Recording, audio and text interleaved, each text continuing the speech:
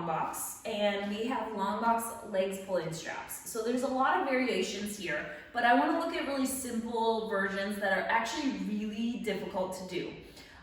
Because it's a little hard to get on the machine, I've put extra spring tension on here so that when she gets on, if this were the first time she were doing it, I would want to make sure the carriage didn't move underneath her and she was surprised by that.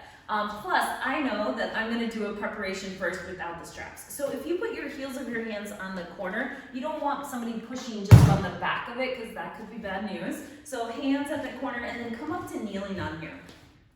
I'm going to have her find neutral, and then I want her to put her left leg in the center of the width of the box. That looks great. Reach this right leg out behind you. From here, she's staying really neutral. You can use your arm to help people figure out where neutral is, or I've seen people use a foam roller and lay it on their back. Often the head will be dropped really far forward, so make sure the head is in line with the rest of the body.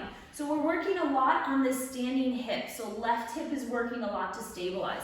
So I just want to do some preps. So we could do something where she was just lowering and lifting the leg. I'm watching to see that the pelvis stays level, that there's no rotation, that her lumbar spine stays in neutral, and she's doing an excellent job. So I might as well make it a little more exciting for her. So I'm going to have her take her leg out to one side, then up and over to the other side. The pelvis is going to have to move some, but I'm trying to get her to wake up this outer hip and stability through the standing leg. So it's kind of like you're going up and over a rainbow and down to one side and up and over the rainbow. She'll be able to move further to the open side than to the crossing side. Do you feel some hip work happening? Excellent. And then you can bring your knee back in, and maybe that would be all that we would do for weeks before we actually did the full exercise. To balance her out a little bit though, let's do the straps on this second side. So you're gonna put your right knee in the center of the width, and then you can put your left foot on the edge, and then I'm gonna pull, oops, I forgot to take my spring off. Here we go.